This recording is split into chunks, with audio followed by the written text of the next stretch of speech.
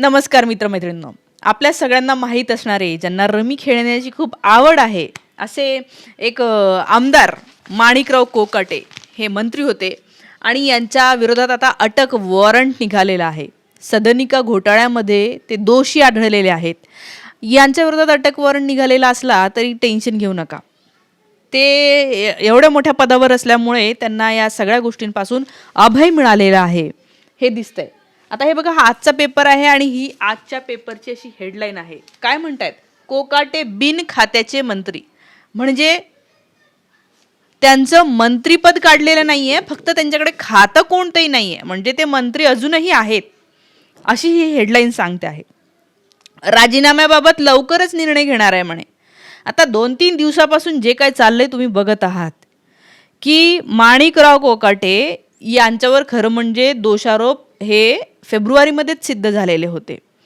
ठीक आहे, फेब्रुवारीमध्येच त्यांच्यावर हे सिद्ध झाल्याच्या नंतर त्यांनी आवाहन दिलं होतं आणि काल परत सत्र न्यायालयाचा निकाल आला की त्यांच्यावरची शिक्षा आपण कायम ठेवत आहोत.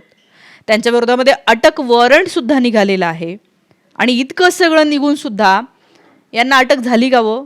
नाही, अटक बिटक नाही झाली. तर आता त्यांनी आपण आजारी आहोत असं आता लोक म्हणतात की नाटक करतायत. आजारी आहोत म्हणून आपल्याला काही दिवस मुदतवाढ द्यावी, अटकेपासून थोडीशी सुटका, थोडीशी राहत मिळावी, म्हणून ते आता कुठल्या तरी रुग्णालयामध्ये, म्हणे खूप महागडं रुग्णालय आहे, तिथे ते ट्रीटमेंट घेत आहेत, अशा पण बातम्या आलेल्या आहे. आता हे काय आहे मला सांगा. म्हणजे सामान्य लोकांसोबत असं होतं का हो? सामान्य लोकांनी एवढा मोठा घोटाळा, फ्लॅटमध्ये घोटाळा, लाखो करोडो रुपयाचा घोटाळा तर सोडून द्या हो. तुम्ही फक्त सिग्नल जरी मोडलं आणि तुम्हाला पोलिसांनी पकडलं ना, तर तुमच्याकडून फाईन वसूल केल्याशिवाय तुम्हाला पोलीस सोडत नाही. कितीतरी वेळा मी बघते की सिग्नलवर इतके बिचारे, खरं तर त्यांच्याकडे काही नसतं, काहीतरी कसे तरी काम करत असतात, हातावर त्यांचं पोट असतं, अशा लोकांना पकडून सुद्धा पोलीस लोक, ही व्यवस्था, पोलीस म्हणण्यापेक्षा ही जी व्यवस्था आहे ती त्यांच्याकडून दंड वसूल करते. म्हणजे त्यांचं सिग्नल मोडणं ही जी चूक आहे, खरं तर ते चूकच आहे, मी काय त्याचं समर्थन करत नाही, सिग्नल मोडूच नाही.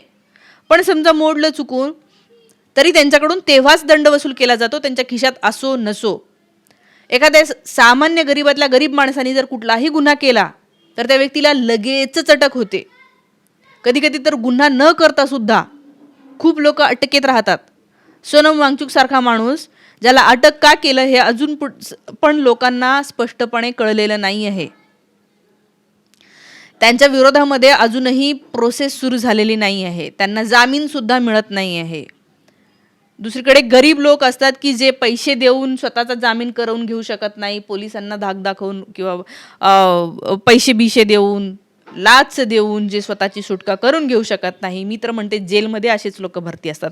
आणि हे लोक ज्यांच्यावरचा गुन्हा सिद्ध होतो, कोर्टही म्हणतं की यांनी बनावट कागदपत्र दाखवले, तरी पण हे लोक बाहेर कसे काय राहतात, हा प्रश्न आपण विचारला पाहिजे. आता बरेच लोकांना असं वाटतं, जाऊ दे आपल्याला काय करायचं आहे. अहो सर, तुम्हाला का नाही काही करायचं आहे? जर का तुम्ही कुठेही गेल्याच्या नंतर तुमच्याकडून छोटीशी जरी चूक झाली तरी तुमच्याकडून दंड वसूल करून घेतला जातो की नाही? तुम्हाला सोडतं का कोणी? नाही सोडत. बँकासुद्धा तुमच्या खात्यावर जर पैसा नसेल तर त्याच्यावरचा हे लावतो की नाही? त्याच्यातनं तुम्हाला सुटका होते का? नाही सुटका होत. आपण करतो ना, आपण सगळेजण नियम फॉलो करतो, आपण टॅक्स भरतो, प्रत्येक छोट्या गोष्टीवर टॅक्स भरतोय, आपण कुठलाही नियम मोडत नाही. आणि थोडंसं जर का कोणाकडून काय झालं, आपण बघतो कितीतरी फुटपाथवर काही लोक काहीतरी विक्रेते असतात, भाजी विक्रेते असतात, फळं विक्रेते असतात. आता त्यांचं बिचाऱ्यांचं, त्यांना रोजगार नाही आहे, असंच काहीतरी विक्री करून ज्यांचं पोट भरतं, अशा लोकांनी दुकान जरी लावलं ना रस्त्यावर, तुम्ही बघत असाल काय करतात हो. पोलिसांची अशी गाडी आली की परवाच्या दिवशी माझ्या समोरून त्या इतके, म्हणजे त्यांच्याकडे बघून कळत होतं की किती गरीब आहे, त्यांचं अख्खंच्या अख्खं दुकान उचलून नेलं त्यांनी. का दुकान म्हणजे तो गाडा, ठेला. बरं, तो ठेला माणूस पुढे नेतच होता, माझ्या समोरच होता की तो पुढे पुढे नेत होता, कारण मागून गाडी येते म्हणून. फक्त त्याचा ठेला होता बिचारायचा. काय त्यांनी 100-150 रुपये कमावले असतील दिवसभरात. अख्खाच्या अख्खा त्याची जी काय असेल ना, तर ठेला घ्यायला आता किती वर्ष लागेल त्याला. पण तो उचलून घेऊन गेले, तिकडे जाऊन परत त्याच्याकडून पैसे घेऊन वापस देतील का? पण हे साध्या साध्या माणसांना किती त्रास देणं सुरू आहे या देशामध्ये. मग सोडतात का कोणी? मी तर म्हणते उलटा अशा ज्यांना खरंच हे आहे ना, ज्यांची गरिबी आहे, दारिद्र्य आहे, ज्यांना काहीही पर्याय नाही आहे म्हणून जे लोकं असे कुठे विक्री करतात, त्यांना खरं तर सूट द्यायला पाहिजे. पण सगळ्यात ॲक्शन जे आहे ते धडक कारवाई होते. तुम्ही गाडी नो पार्किंगमध्ये लावली का तुमची गाडी गेलीच म्हणून समजा घेऊन जातात ते आणि ₹700-800 तुम्हाला दंड बसवतात. इतक्या क्विक दुसरं कुठलंच खातं काम करत नाही. आणि हे गृह मंत्रालयाचं काम आहे हे खरं म्हणजे. जर का दोषारोप सिद्धी झालेली आहे, अटक झाली पाहिजे ना. आणि आपल्याकडे काही कायद्याचं राज्य आहे की नाही? लोकप्रतिनिधित्व कायदा आहे.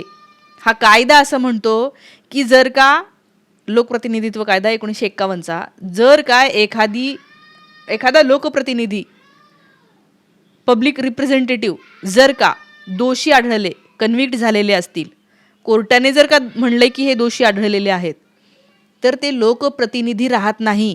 त्यांचं लोकप्रतिनिधित्व काढून घेतलं पाहिजे, म्हणजे त्यांची आमदारकी काढून घेतली पाहिजे असं कायदा म्हणतो.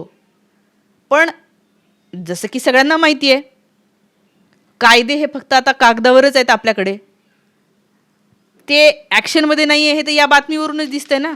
कारण कायदा जर असता तर लगेच आजचं हेडिंग असं असायला पाहिजे होतं, माणिकराव कोकाटे यांची आमदारकी रद्द, असं हेडिंग का नाही आहे? कायद्याचं राज्य असतं तर असं हेडिंग असतं. राज्य तसं संविधानाचं असतं तर त्यांना माहीत असतं की संविधान आणि रिप्रेझेंटेशन ऑफ पीपल्स ॲक्ट काय म्हणतंय ते. पण त्यांना कायदा पाळायचा नसेल म्हणून हे केलेलं आहे का? हे प्रश्न आपण विचारले पाहिजे. कारण की कायदे काय फक्त आपणच पाळायचे, आपणच टॅक्स भरायचे, आपणच बिल जसं येईल तसं भरायचं, हे सगळं आपण करतोय ना. आपण एवढे प्रामाणिकपणे सगळं करतो आणि हे ज्यांच्याकडे एवढी करोडोची प्रॉपर्टी आहे, ज्यांच्याकडे काहीही कमी नाही आहे, यांनी चुका केल्या, यांना फाईन नको बसायला, यांना दंड नको बसायला. आता म्हणतायत की विचाराधीन आहे, मग त्यांचा राजीनामा होणार. मग आता त्याच्या ठिकाणी धनंजय भाऊंना हवं आहे म्हणून ते पण शहा यांच्या भेटीला गेलेले आहेत म्हणतात. धनंजय मुंडे शहा यांची भेट घ्यायला गेले की त्यांना हे मंत्रिपद मिळावं. यांच्याकडे क्रीडा आणि अल्पसंख्याक हे मंत्रालय होतं महाराष्ट्र राज्याचं. आता अर्थात रमी खेळण्याची आवड असल्यामुळे क्रीडा मंत्रालय होतं. पहिले तर ते कृषी मंत्री होते, तेव्हा म्हणले होते की कृषी मंत्री म्हणजे काय, ओसाडगावची पाटीलकी, म्हणजे बाबा खायला मला काहीच भेटत नाही. हे असे इतके इन्सेन्सिटिव्ह लोक जर सत्तेमध्ये मंत्री वगैरे असतील तर या राज्याची हालत ते काय करतील. आणि तरीही काही लोकांना असं वाटतं की हो हो आपण या सत्तेत बसलेल्या सगळ्या या पक्षांना, आज सत्तेत असलेले तिघही लोक, यांना साथ देऊ, त्यांच्यासोबत जाऊ. काही लोकांना असं वाटतं अजित पवार थोडे प्रोग्रेसिव्ह आहे, काही लोकांना वाटतं नको बाबा एकनाथ शिंदे थोडे प्रोग्रेसिव्ह, आपण त्यांच्या बाजूने जाऊ. एकंदर तुम्ही करत आहात ते पापच आहे.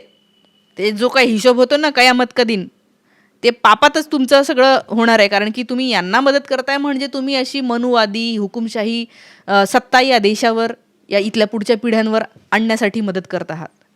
जेव्हा पुढच्या पिढ्या जन्म घेतील ना तेव्हा मागच्या लोकांना विचारतील की काय शिव्या देतील ते, तुम्ही का नाही थांबवलं हे अशा लोकांना, तुम्ही का बोललं नाही तशा लोकांच्या विरोधात.